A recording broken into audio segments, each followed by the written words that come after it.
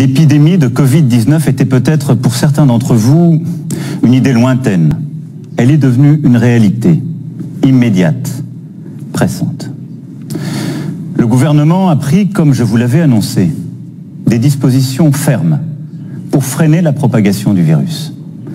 Les crèches, les écoles, les collèges, les lycées, les universités sont fermés depuis ce jour. Samedi soir, les restaurants, les bars, tous les commerces non essentiels à la vie de la nation ont également clos leurs portes. Les rassemblements de plus de 100 personnes ont été interdits. Jamais la France n'avait dû prendre de telles décisions, évidemment exceptionnelles, évidemment temporaires, en temps de paix. Elles ont été prises avec ordre, préparation, sur la base de recommandations scientifiques avec un seul objectif: nous protéger face à la propagation du virus. Dans la journée de jeudi, un consensus scientifique et politique s'est formé pour maintenir le premier tour des élections municipales. Et j'ai pris avec le Premier ministre la décision de maintenir le scrutin. Hier, dimanche, les opérations de vote ont donc pu se tenir. Je veux ce soir remercier les services de l'État, les maires, l'ensemble des services des mairies, tous ceux qui ont tenu les bureaux de vote et qui ont donc permis l'organisation de ce scrutin. Je veux aussi saluer chaleureusement les Françaises et les Français qui, malgré le contexte, se sont rendus aux urnes, dans le strict respect des consignes sanitaires, des gestes barrières contre le virus. Je veux aussi ce soir adresser mes félicitations républicaines aux candidats élus au premier tour. Environ 30 000 communes sur 35 000 ont après ce premier tour un conseil municipal. Mais dans le même temps, alors même que les personnels soignants des services de réanimation alertaient sur la gravité de la situation, nous avons aussi vu du monde se rassembler dans les parcs, des marchés bondés, des restaurants, des bars qui n'ont pas respecté la consigne de fermeture. Comme si au fond la vie n'avait pas changé.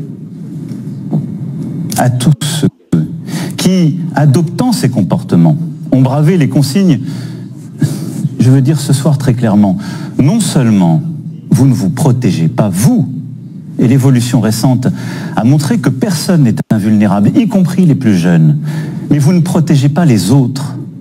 Même si vous ne présentez aucun symptôme, vous pouvez transmettre le virus. Même si vous ne présentez aucun symptôme, vous risquez de contaminer vos amis, vos parents, vos grands-parents, de mettre en danger la santé de ceux qui vous sont chers. Dans le Grand Est, dans les Hauts-de-France, en Île-de-France, nos soignants se battent pour sauver des vies, avec dévouement, avec force. Au moment où la situation sanitaire se dégrade fortement, où la pression sur nos hôpitaux et nos soignants s'accentue, tout notre engagement, toute notre énergie, toute notre force doivent se concentrer sur un seul objectif: ralentir la progression du virus. Je vous le redis avec force ce soir. Respectons les gestes barrières, les consignes sanitaires. C'est le seul moyen de protéger les personnes vulnérables, d'avoir moins de concitoyens infectés et ainsi de réduire la pression sur les services de réanimation pour qu'ils puissent mieux accueillir, mieux soigner.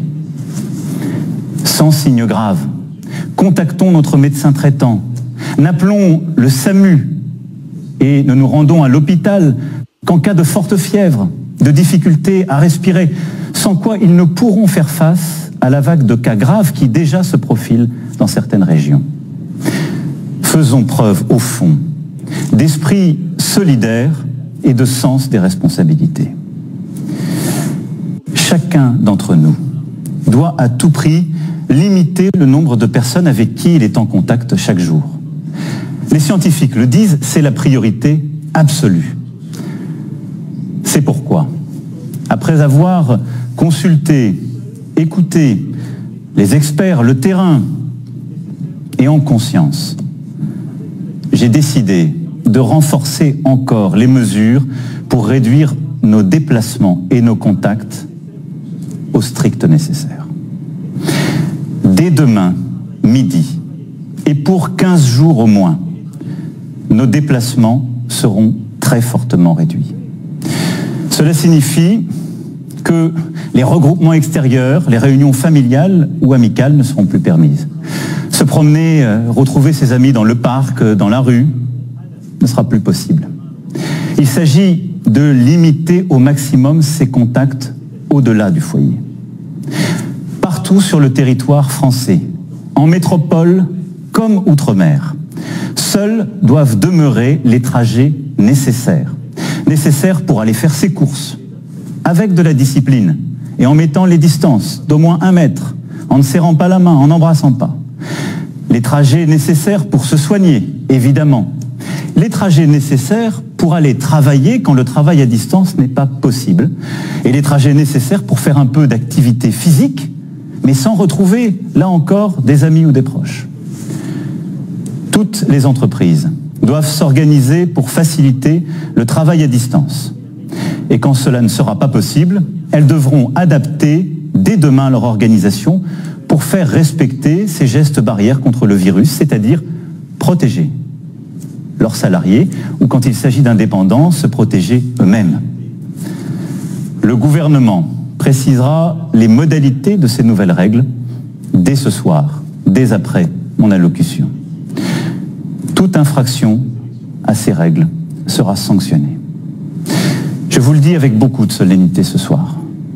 Écoutons les soignants qui nous disent, si vous voulez nous aider, il faut rester chez vous et limiter les contacts.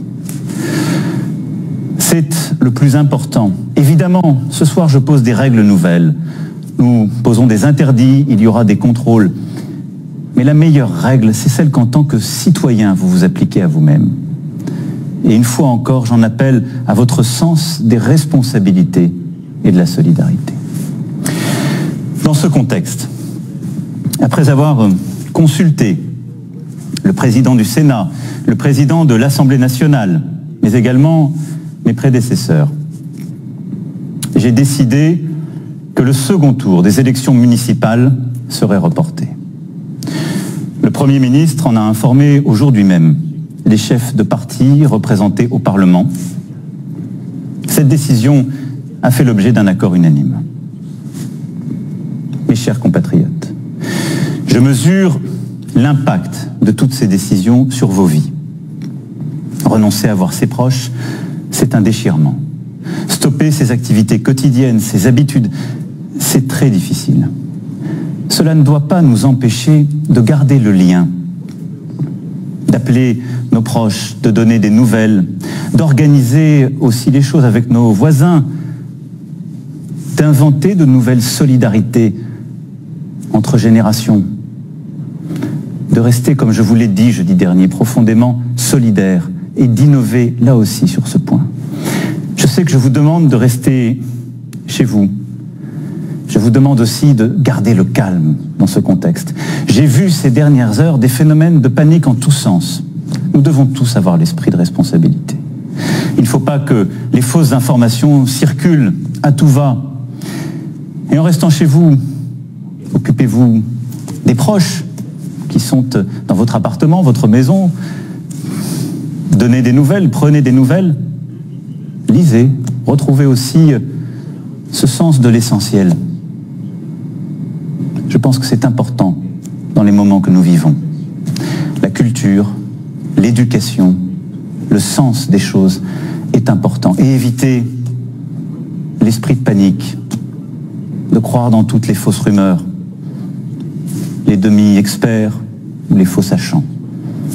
La parole est claire, l'information est transparente et nous continuerons de la donner. Mais croyez-moi, cet effort que je vous demande, je sais qu'il est inédit, mais les circonstances nous y obligent. Nous sommes en guerre sanitaire, certes.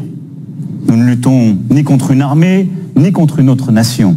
Mais l'ennemi est là, invisible, insaisissable, qui progresse. Et cela requiert notre mobilisation générale. Nous sommes en guerre. Toute l'action du gouvernement et du Parlement doit être désormais tournée vers le combat contre l'épidémie. De jour comme de nuit, rien ne doit nous en divertir. C'est pourquoi j'ai décidé que toutes les réformes en cours seraient suspendues, à commencer par la réforme des retraites. Dès mercredi, en Conseil des ministres, sera présenté un projet de loi permettant au gouvernement de répondre à l'urgence et, lorsque nécessaire, de légiférer par ordonnance dans les domaines relevant strictement de la gestion de crise. Ce projet sera soumis au Parlement dès jeudi. J'ai vu tout à l'heure les présidents de l'Assemblée nationale et du Sénat afin que ces textes soient votés le plus rapidement possible, afin aussi que la vie démocratique et le contrôle du Parlement continuent dans cette période. Je les en remercie et je remercie tous nos parlementaires en cet instant. Nous sommes en guerre. J'appelle tous les acteurs politiques, économiques, sociaux, associatifs, tous les Français, à s'inscrire dans cette union nationale qui a permis à notre pays de surmonter tant de crises par le passé. Nous sommes en guerre. Et la nation soutiendra ces enfants qui, personnel soignant, en ville, à l'hôpital, se trouvent en première ligne dans un combat qui va leur demander énergie, détermination, solidarité. Ils ont des droits sur nous. Nous leur devons évidemment les moyens, la protection. Nous serons là. Nous leur devons des masques, du gel, tout le matériel nécessaire. Et nous y veillons et y veillerons.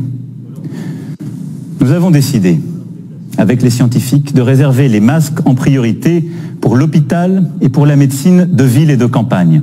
En particulier les généralistes et les infirmières, désormais en première ligne aussi dans la gestion de la crise. Des masques seront livrés dans les pharmacies dès demain soir, dans les 25 départements les plus touchés. Mercredi, pour le reste du territoire national. J'ai aussi entendu le message des spécialistes, en particulier les chirurgiens dentistes et beaucoup d'autres. Des solutions seront trouvées avec le ministre de la Santé dans les prochaines heures. Nous devons aussi aux soignants la garde de leurs enfants. Un service minimum de garde est en place depuis ce jour dans les crèches et dans les écoles. Nous leur devons aussi sérénité dans leurs déplacements et repos. C'est pourquoi j'ai décidé que dès demain, les taxis et les hôtels pourront être mobilisés à leur profit. L'État paiera. Nous sommes en guerre, oui. Le pays accompagnera dans cette période les régions les plus touchées, aujourd'hui, comme celles qui le seront demain. À ce titre, je veux assurer les habitants, les personnels soignants du Grand Est, que nous serons au rendez-vous pour les appuyer face à l'afflux de patients et à la saturation des hôpitaux. Je sais ce qu'ils vivent depuis des jours et des jours. Nous sommes avec eux. J'ai décidé pour cela qu'un hôpital de campagne du service de santé des armées serait déployé dans les jours à venir en Alsace. Les armées apporteront aussi leur concours pour déplacer les malades des régions les plus affectées et ainsi réduire la congestion des hôpitaux de certains territoires. Nous sommes en guerre. Aussi, comme je vous l'ai dit jeudi, pour nous protéger et contenir la dissémination du virus, mais aussi préserver nos systèmes de soins. Nous avons pris ce matin, entre Européens, une décision commune. Dès demain midi, les frontières à l'entrée de l'Union européenne et de l'espace Schengen seront fermées. Concrètement, tous les voyages entre les pays non européens et l'Union européenne seront suspendus pendant 30 jours. Les Françaises et les Français qui sont actuellement à l'étranger et souhaitent rentrer pourront bien entendu rejoindre leur pays.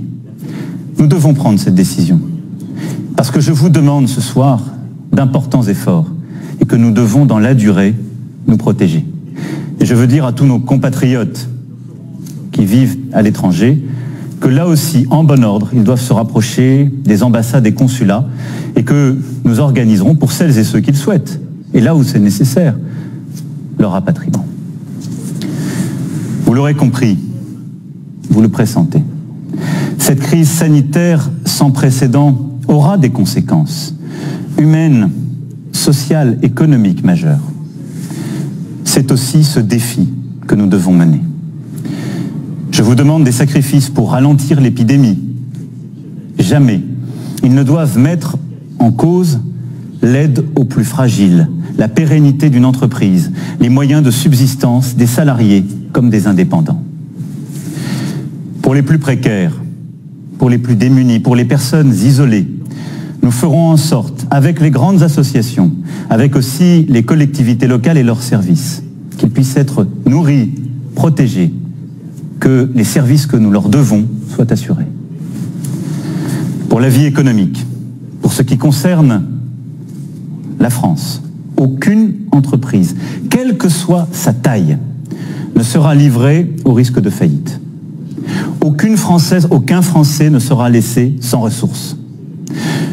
S'agissant des entreprises, nous mettons en place un dispositif exceptionnel de report de charges fiscales et sociales, de soutien au report d'échéances bancaires et de garantie de l'État à hauteur de 300 milliards d'euros pour tous les prêts bancaires contractés auprès des banques. Pour les plus petites d'entre elles, et tant que la situation durera, celles qui font face à des difficultés n'auront rien à débourser, ni pour les impôts, ni pour les cotisations sociales. Les factures d'eau, de gaz ou d'électricité, ainsi que les loyers, devront être suspendus. En outre, afin que personne ne soit laissé sans ressources, pour les salariés, le dispositif de chômage partiel sera massivement élargi, comme je vous l'avais annoncé jeudi dernier, et comme le gouvernement a commencé à le préciser. Pour les entrepreneurs, commerçants, artisans, un fonds de solidarité sera créé, abondé par l'État, et auquel le Premier ministre proposera aux régions aussi de contribuer. Le gouvernement, dès demain, précisera toutes ces mesures. Elles seront en fonction des besoins, des réalités économiques, des nécessités secteur par secteur, évidemment adaptées.